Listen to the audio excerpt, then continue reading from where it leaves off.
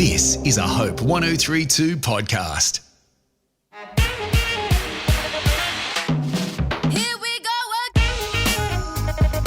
Welcome to She Wasn't Born Yesterday for women who are 40 plus fabulous by the Empty Nest Chicks. I'm Janet Evans, ex-M&C Saatchi advertising creative who have won numerous radio and TV awards. Not that that'll affect us because we're doing a podcast.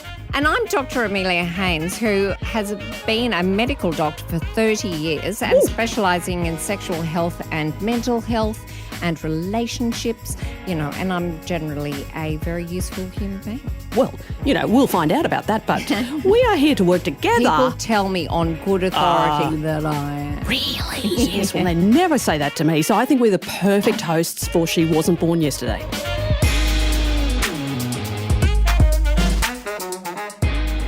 Well, Dr. Amelia, we are here today to talk about raising teens into adults, how to parent with your child's future in mind, which is something that I wish that I'd heard about 25 years ago. I have a question for you. Do you remember when your kids thought you were cool? It's certainly not during the teenage years. Yeah, that's right. But I don't know that they ever thought that, I don't think they ever thought did. that I'm sure they did.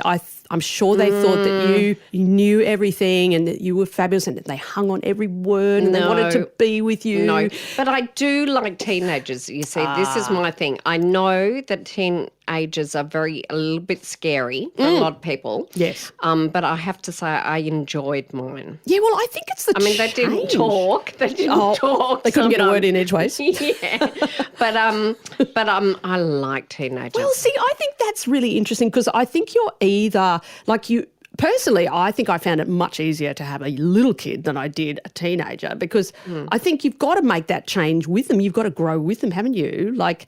And yet, for some reason, I think I was stuck in the thinking of, he'll always think I'm fabulous and cool and everything. And then I got the side eye and the eye roll and all of that sort of stuff going on when the hormones kick in, And suddenly I found that I wasn't really, I didn't feel equipped to kind of deal with this, or there wasn't an instruction manual because when kids are little, you've got so much info. So much stuff. Yeah, there's so much online. There are people's advice and books and, everything. Yeah. Toddler taming, terrible twos, teenagers, going through school, all that kind of thing. But then when they hit the teen years, it's kind of like there's a bit of a vacuum and you're thinking... It's also worse because you can tell that they listen more to their friends. Yes. And other teenagers are not known for their incredible... going to their insight parents. And wisdom. Yes, So, or going to their parents for that anyway. And so today we're going to talk to Collette Smart, who is a psychologist, teacher, speaker and internationally published author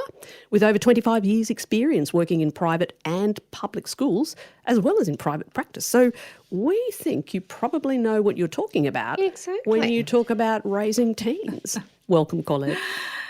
Hello, thank you so much for having me. I loved hearing those discussions. What's interesting is I actually find the teenage years, I don't know if I want to say easier, but in some ways I've enjoyed them more. I wasn't a little person mum. I found it utterly physically exhausting. So I kind of enjoy part of the teenage years, but we'll get into some of that as we go along. Yeah. And so you have kids yourself, obviously. I do. Talk us through that. So I've got three. I've got a 23-year-old, a 21-year-old, and an almost 16-year-old now. So I'm still in the middle of doing high school and sport runs and so on. And we're just about to do the whole L plate thing for the second or third time round. So I'm doing all that. So I'm very much in the thick of it still. I was going to say, but this is good because you're living it. Exactly. You're the perfect person to be here talking to us. Even though I imagine they've all got completely different personalities, at least you've had a couple of tries and, a bit of trial and error for the first two and now you can, Well, they do. And what's fascinating, so I've got two sons and a daughter. So my eldest is a son, then my daughter's in the middle and my youngest is a son. But my boys are as different from each other as they are from their sister. It's absolutely fascinating. And my youngest, he knows this. We say this to him fairly often, but I think he's taught me more about parenting than the other two combined because he's so different. I often say to parents, he's going to change the world one day, this kid, but in the meantime, he's just trying to change his parents. And so he's practicing on you. Yeah. He's feisty and there's some beauty in that, but there's some real challenges in figuring how to parent a child who's strong in that way. So, yeah, it's been very interesting just having such different personalities. Sounds like maybe he's a bit like you. You know what's interesting is I was saying that to my husband, he is. I actually was regularly sent out of the classroom for talking in class. You know, in the old days, I was given smacks on my hand with the ruler in school. I mean, you're not allowed to do that anymore. But yeah, I was that kid. So yes, he's like me. Aside from the obvious hormones that kick in at a certain age, what are the big differences, do you think, in parenting like little kids compared to teenagers? So it's interesting. I think there's so many things. There's this huge seismic shift that happens in the teen years or the tween years. We kind of see it begin for some kids around 10 years old. I mean, some kids we barely notice the teen years. One of my children was that. They just sailed through and we barely noticed it even kind of happened. But we always talk about the hormones, but we know that it actually all starts in the brain, and then that changes hormones, and then we have mood fluctuations and so on. But for our little kids, I think that's what I alluded to in the beginning. Our little kids, the differences are it's really physically exhausting. There's challenges in raising a 2-year-old, a 5-year-old. It can be physically exhausting. You lifting, carrying, doing things for them, attending the endless birthday parties. I think I was. You mean you didn't like it? I think I was the happiest parent when someone said to me, just drop your child off at the park or the trampoline place or whatever. I was like, oh my goodness, I'm free. I mean, and the funny thing is, people don't realize, but I'm an introvert. So I'm a loud introvert, but I'm an introvert. I need my own space and my own time. But then the challenges, I think, that come with the teen years is this emotional load or the emotional challenge more than the physical challenge. And I think they're around you less. You tend to worry more in a lot of ways with your teens. You're trying to support them in their friendships when they've been let down, not getting into a sporting team that they've tried hard to get into. They might have career goals. You're suddenly letting them loose with their pee plates. You know, as a baby, you worried that they didn't sleep and then you were up all night and you didn't sleep. And then as a teenager, you're not sleeping again because you're worried that they're out late and, you know, something's happening. You've got these bigger conversations as well happening, I think, around vaping and drinking and sex and dating and mental health. So that's what comes with the teenage years, I think. Collette, you've written a book, They'll Be Okay, 15 Conversations to Help Your Child Through Troubled Times. I think that sounds really fascinating. I must admit I haven't read it, but what is this about and how do you think this is going to help parents?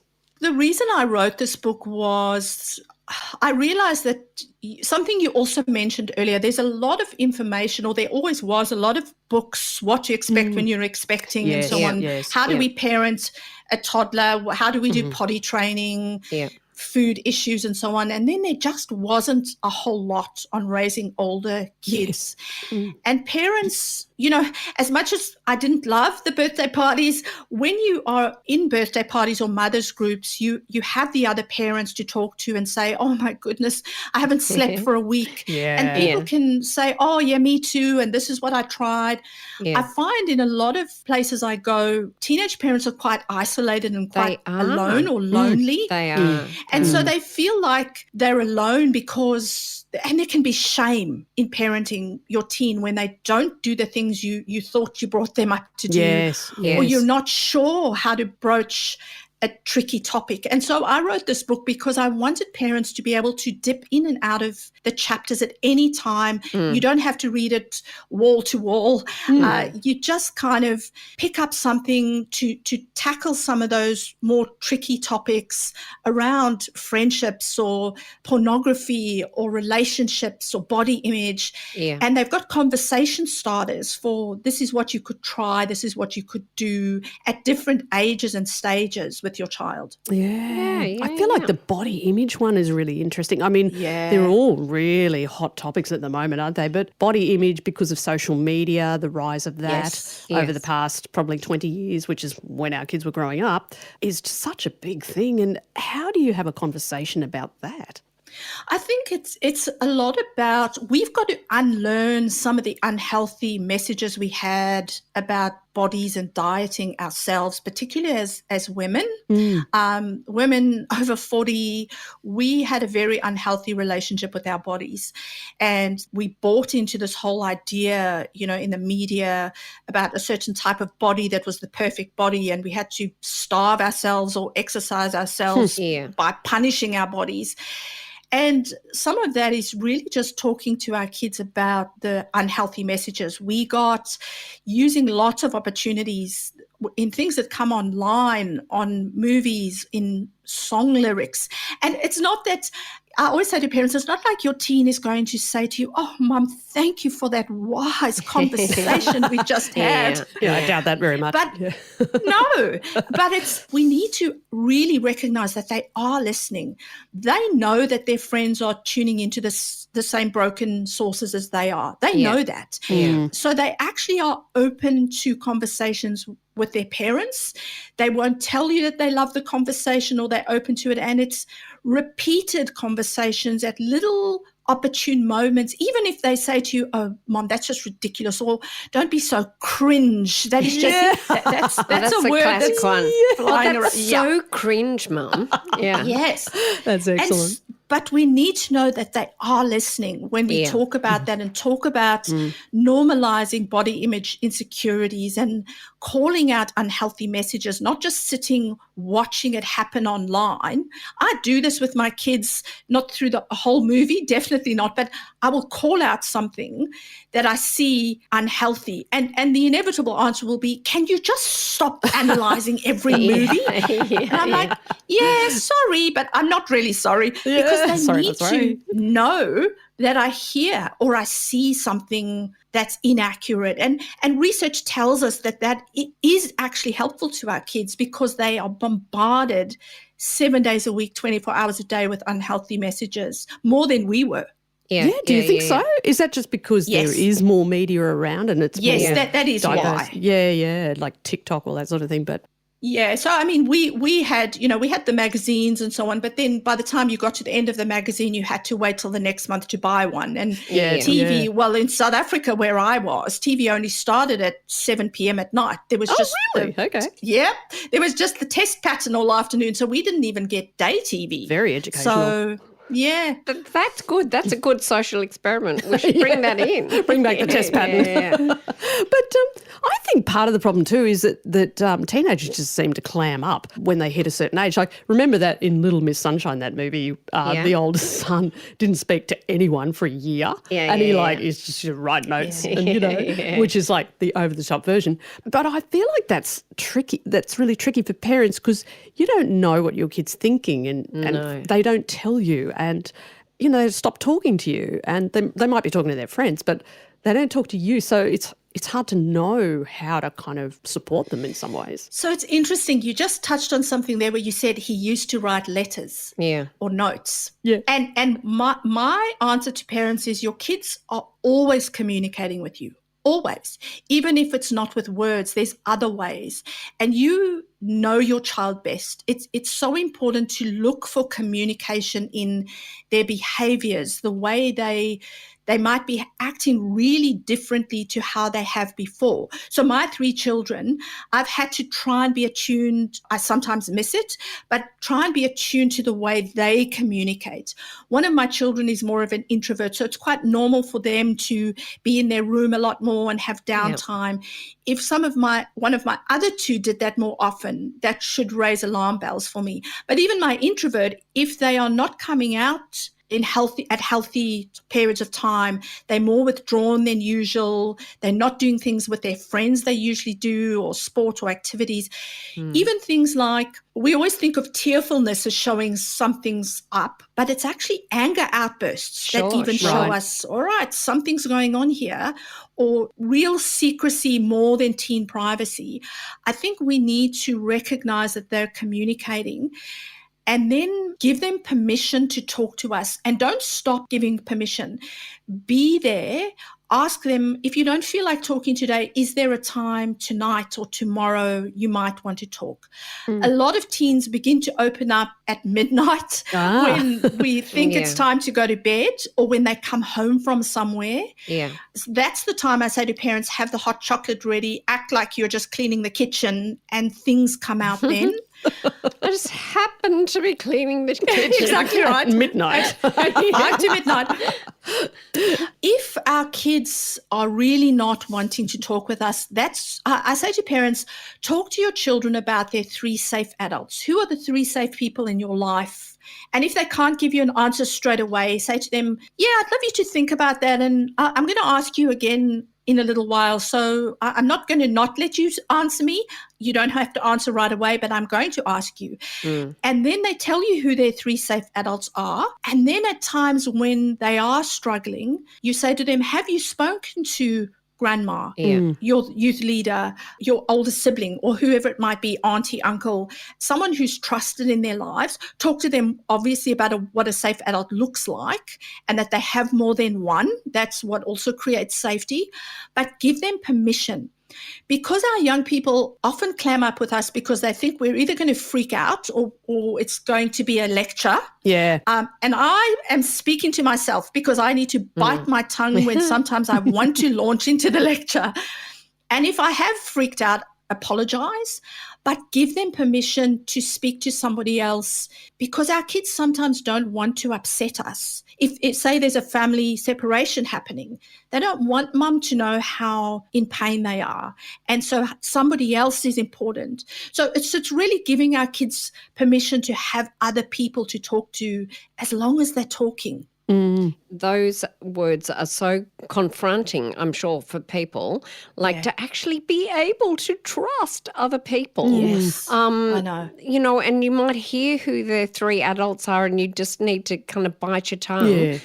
Because you might be going, oh gosh, like they're barely adult, and I don't like their way of kind of conducting themselves anyway. But it's also a bit of a rejection of you, I guess. Like if they prefer to talk to these people rather than you're a bit too close to home. Exactly right. And I say to parents, you know what, I'd rather have my child talking to someone rather than no one if they can't talk to me. And I need to get over myself as a parent. And I'm not pretending that's easy. You do feel hurt if you think your child can't talk to you. But I think we're deluded if we think we have every kind of answer that our child needs. We don't, and we can't possibly. And that's okay. Yeah. And so having our child healthy, and that's why I say 3 safe adults, because one of them you might not agree with, but at least then you know they might have another 2 that you can also suggest they go to. And I was just thinking, I wanted to go back to that writing notes.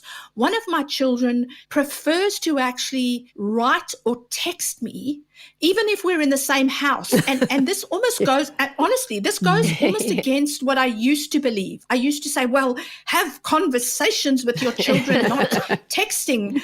But one of my children finds it much easier to write their thoughts. They can think more clearly when we're not eyeball to eyeball. They write their thoughts and I write back, and we write to each other in the same house. Yeah. That works for my child, and whatever works for my child to communicate with me, I'm going to do that.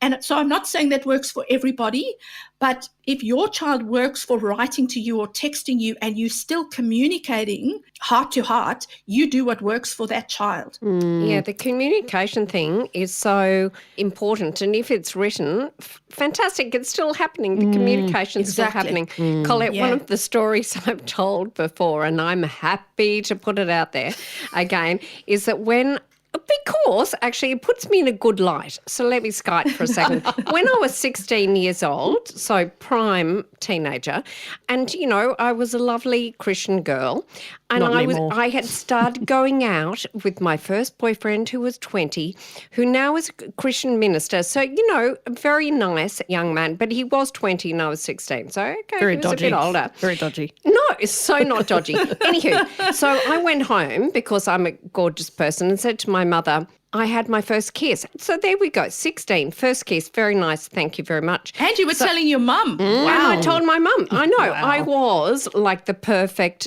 daughter. However, then let me tell you what happened then. So I told my mother and she said, where were you? And I said, we were lying next to the duck pond. It was during the day. We were lying next to the duck pond in Centennial Park. And my mother went, you were lying down? And had an absolute nana. And I went, okay, I can't tell her. From now on, I will not be going home and talking to my mother. No. That was the end of communication. So I tell that story in the past for exactly Colette's reason, because it just shut up, that good, lovely, straightforward desire for communication to my parent because she freaked out. And she should have read Collett's book because, she would have been able to have that conversation. But what's interesting is I often say to parents, because a lot of us have had those moments. I've had those moments. I even had one last week where I just spoke and then thought, yep, why did I do that?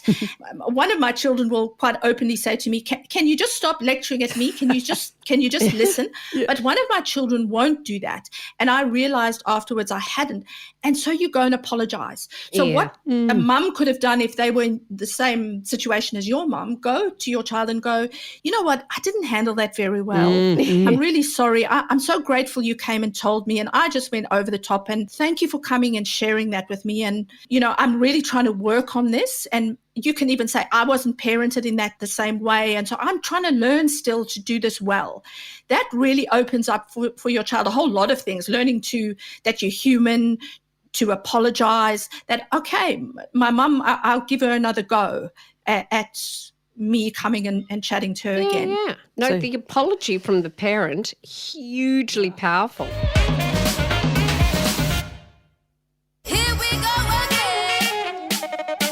It's interesting because recently at work, we ran this seminar, and one of the activities that we do in the network is this particular seminar had a psychologist, and we just encourage anyone who has kids that they thought were going through mental anguish or some sort of mental health issues to come along. And we thought, we'll probably get a dozen people because people don't usually, respond to these things. Who turned up? It was just an overwhelming number of parents turned up. And during the seminar, I was thinking, what are the telltale signs that your kid is genuinely struggling with something as compared to just going through sort of teenage angst? Yeah, so those are the things where if we're looking for depression, anxiety, we're usually looking for those changes. Some of them don't happen. They usually don't happen overnight. They've happened a little bit over time, and you look back a few weeks or a few months and you realize there's been some big changes. So it's changes in sleep patterns, either not sleeping as well, insomnia, or sleeping all the time. Now, a lot of teens like to nap, but it's more than that. They just, I love a nana nap. I'm not even a teen, goodness, and I'm the queen of nana naps. But sleeping a lot more than is healthy, eating changes, less eating, more eating for comfort, not doing the things they used to enjoy. So skipping out on the sport or the music or going out with friends, not wanting to go to school as much. And then again, those things like I spoke about, tearful or anger outbursts. It's those changes that are quite different for your child that look more than, the general moody day or having a bad day. It's changes in their behavior. And that is where I would start talking with them. And I always say the first place you go is your GP to just talk about what to do next if you're not sure yourself, how to broach the topic with your teen or what to do next is your GP. Oh, okay. So you just go on your own as the parent. You wouldn't take the kid with you? So it depends on what's going on with you and your child. So some children will be open to a discussion if you say, what's going on? I've started to notice that you're struggling with getting up in the morning and you're sleeping a lot or you're not eating as well. You're not wanting to do the things you used to do. Or how are you doing? What's happening for you? If they're shutting you down, I would go to the GP first yourself and say, look, I'm struggling to get my child to open up. Do you have some advice for what to do next? But a lot of teens are relieved. They first struggle a bit. Some of them might struggle with, a stigma or wanting to talk about it. You don't have to do something overnight unless you're worried about safety. But say to them, I'd like to talk with you a bit again more this week, and let's perhaps go to our local GP and let's just see what they say about it. Perhaps I'll leave you there if you want me to leave you, and I'll wait in the waiting room. Some like to talk privately. Some will say, no, Mum, stay with me and let's talk. Yeah. So it depends on your child. But if you're not sure, go on your own first, but then try and get your child involved as soon as you can. Yeah. And society has really changed now. I think the possibility of parents being like having seen the GP or not, even being able to say, I don't know, life seems like it's changed for you in some way. Actually, would you like to actually talk to someone? Like, it doesn't have to be me, but would that actually be something that you would be thinking of doing? And, Perfect. Yeah. Wow. And if they say, parents often say to me then, well, what if my child says no? And that's where I say, okay, that's all right. You don't have to answer me today. I might ask you this question again in a few days. And sometimes they've just had to marinate on that a little bit and think about it. And then you give them permission a second time, but ask again. Don't wait for them to come to you. Ask again a second time if you need to. A lot of these parents had kids that suffered from anxiety.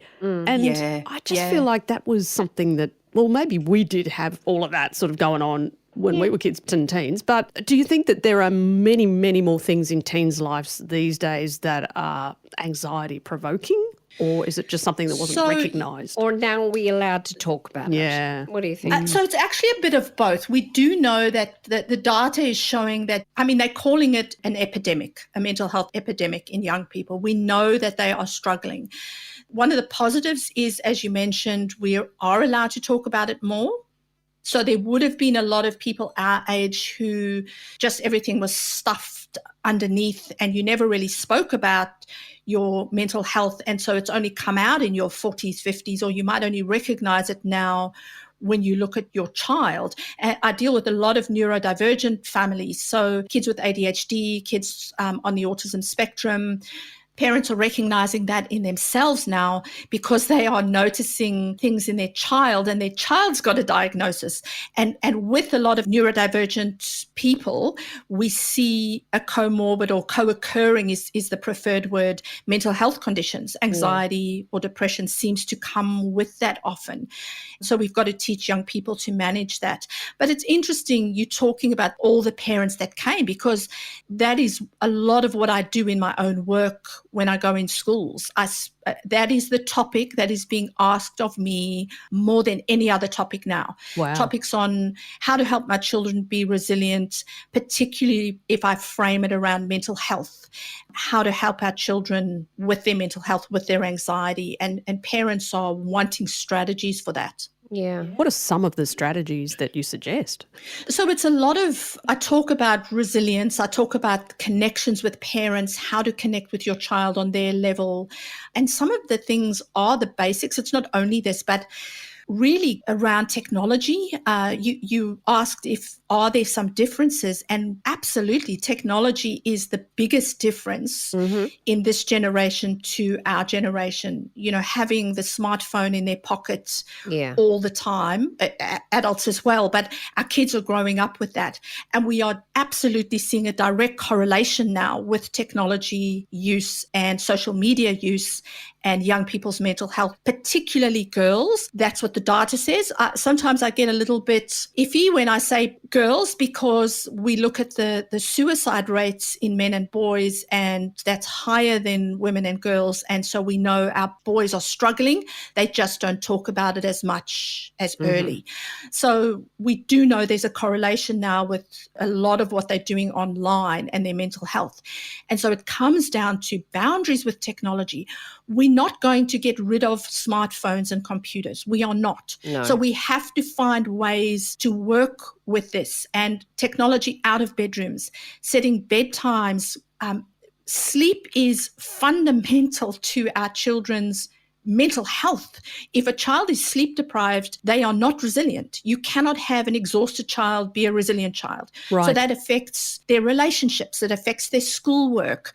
I say to parents, you can be paying all the money for tutors, schools in the world. You are flushing it down the toilet if your child is not having good enough sleep. And kids around year 9 should be getting 9.25 hours of sleep. Wow. Yeah. And we know that our kids are chronically sleep deprived. So that is affecting mental health. So some of the things I talk about, the basics, some of them I talk about how to handle anxiety. Anxiety isn't a bad thing. No.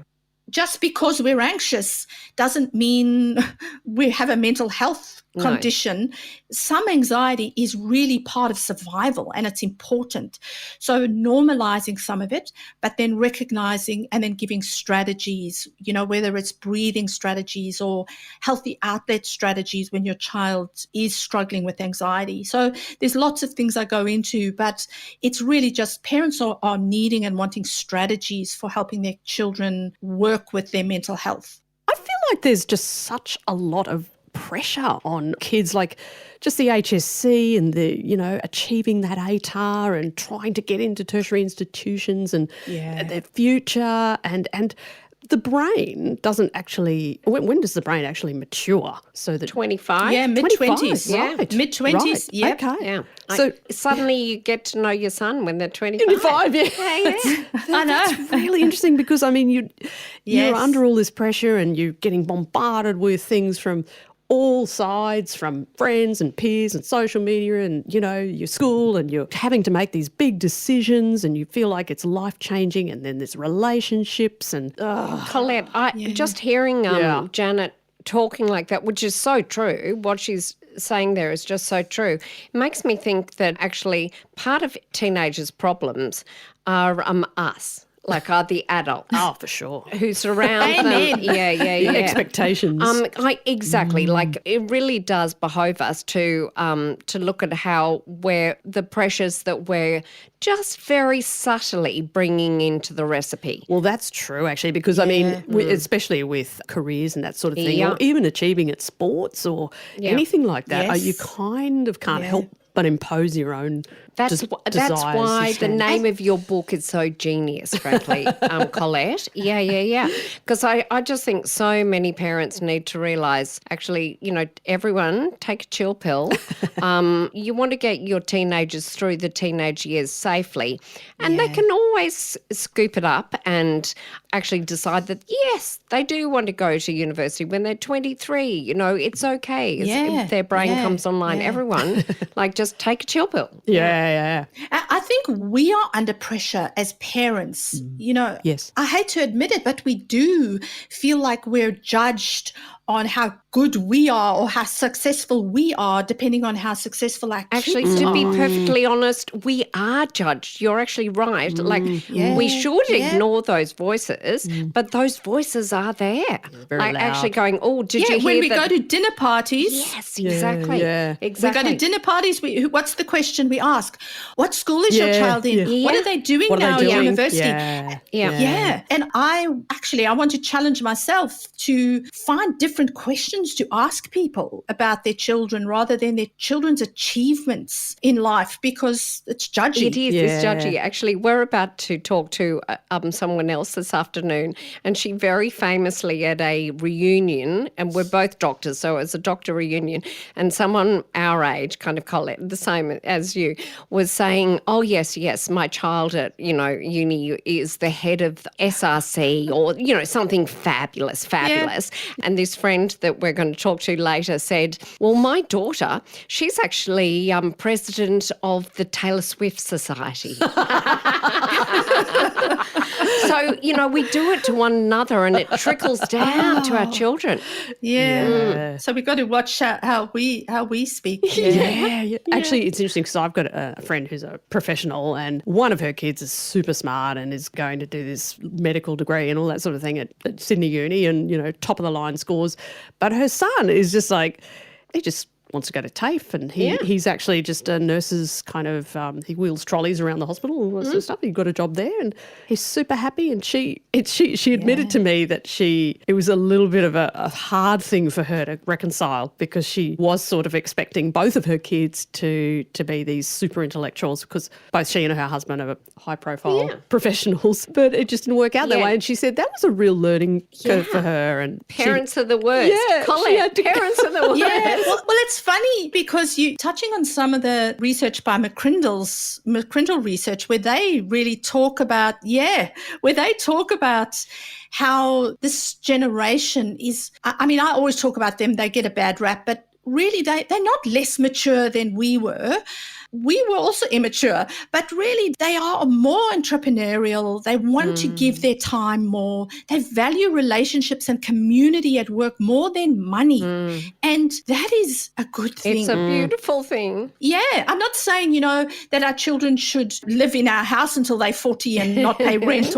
That's not what I mean. But for our kids, they are aspiring to different things, more than just financial. And I think that is incredible. They care about the environment a great deal. We didn't do a great job with the environment. And so it's wonderful that our kids are aspiring and looking out to things outside of just what they can earn in their job. Yeah, looking after themselves. It's marvellous that they're looking, to other people rather than just themselves. Yeah. So what do you do if you absolutely have tried everything, but you feel that you've failed because perhaps your child has cut off all relationships with you, or has sort of moved out with someone that you don't think is very good for them, or whatever might have happened? How do you deal with that as a parent? It's so tricky because I know it's incredibly painful, and I'm not implying that a parent needs to stand for abuse at all. If somebody's abusive, even if it's your child, there may be times when you do need to step away for a period of time for your own mental health and safety and so on. But it can be tricky if your child has moved out and they with someone who you don't agree with, or they're doing things you don't agree with. Lecturing them is not going to improve your relationship. I think it's so important to just find little ways that you might still be able to reach out. And, even if they've cut you off, still send something on their birthdays. Let them know that your door is always open. Very often in the older years, people do come back. They come back to the family, and there can be healing and reconciliation. Yeah. But, if you feel that there's a place that you could ask forgiveness, do that. Ask for forgiveness. If it's not completely cut off your relationship, look for the little wins with your teen, and you look for places where you can build relationship in small ways.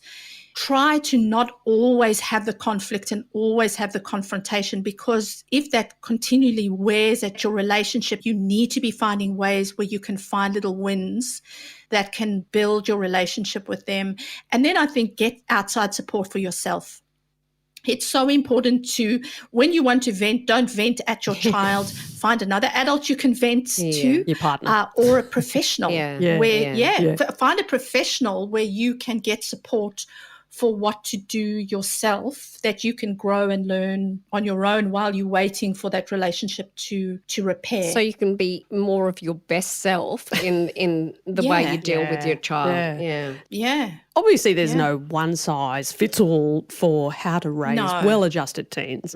But is the best time to start actually when they are little kids, or is that just impossible and you just have to deal with it when it happens? Look, I find it hard to say there's a best time. Of course, there's a best time. The earlier we start, the better, to build the foundational skills and the foundation of your relationship. But if there have been difficulties, or what if you're a mum who's had cancer while your child is little and you've been in and out of chemo and you haven't been able to connect and attach at certain periods of time? Yep. I don't want that mum to feel guilty and think I've lost all opportunity now. Or you were going through a really painful, messy divorce and you weren't emotionally there for your child for a while. All is not lost. There is absolutely any time is the perfect time to reconnect with your child, reestablish that relationship. And yes, sometimes there might be things that have been lost opportunities, but there will be new opportunities, and you can jump in new ways to start connecting with your child, building boundaries around. Children crave boundaries. They don't need a 40-year-old BFF, best friend forever. They don't need you to be their best friend. No. They've got enough friends. They need you to be their parent. They need stability. And so I always talk about truckloads of love with boundaries. So finding ways to hug, connect. If your child hates hugs, find their love language, find ways to connect. That's important to them. I think money usually works, snack? doesn't it? But for often, not always. For some kids, it's not always. Yeah, it's leaving the little note on their pillow, the little snack, something that connects with them. But then also having boundaries around a few non-negotiables in your house, and those are usually around safety and health and bedtimes and technology boundaries and certain things that keep them safe, and those will change as they get older. But I really don't think it's ever lost. I think children will always, we see 40-year-olds wishing their parent would still connect with them, or, their parents had never connected. They still wish their father would say they loved them or they were proud of them. That's why I say there's never a bad time in the teenage years to make a repair or build a connection with your child. Yeah. Fascinating. If there was the one hope that you had for your kids and their futures, what would that be, Collette? My hope is that my children do see the world differently to me. I don't want them to be cookie cutters of me at all. I want them to grow into the person they are created to be. And I love that. I love watching them do that. My young adults particularly, I'm loving watching some of their interests and what they aspire to. And so my hope is really, though, that they grow into people of strong character, that they look outside of themselves. They're not people who just want what's in it for them. I want them to care for their future partners, future friends, current friends, possibly if they have children, that they look outside of themselves, but also be assertive, that they're not doormats, but really that they are kind and they look out for other people in need. That's my hope.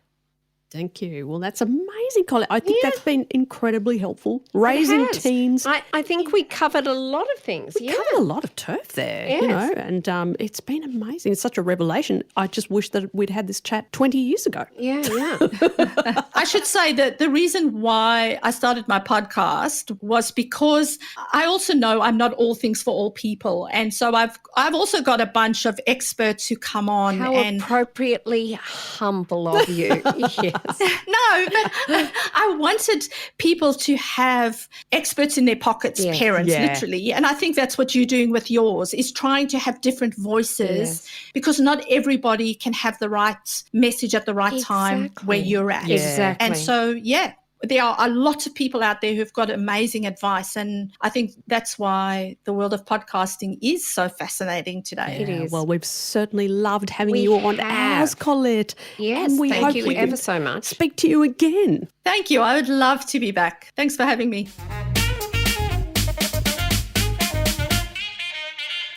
We love chatting, and we really look forward to all of our special guests and to just chatting with you guys. And we'd actually love to hear from you. You know, we'd love you to send us flowers. I'm a dark chocolate person. What about you? You're protein bar for Dr. Amelia. I am. I'm so healthy. It's disgusting. But, you know, we'd love to know if there's burning issues for you. Contact us on hopepodcast.com.au if there's issues that you'd like us to talk about or you really want explored or you think you'd be an expert on. Hit us up and come on the podcast. Come on our journey with us. We look forward to your company.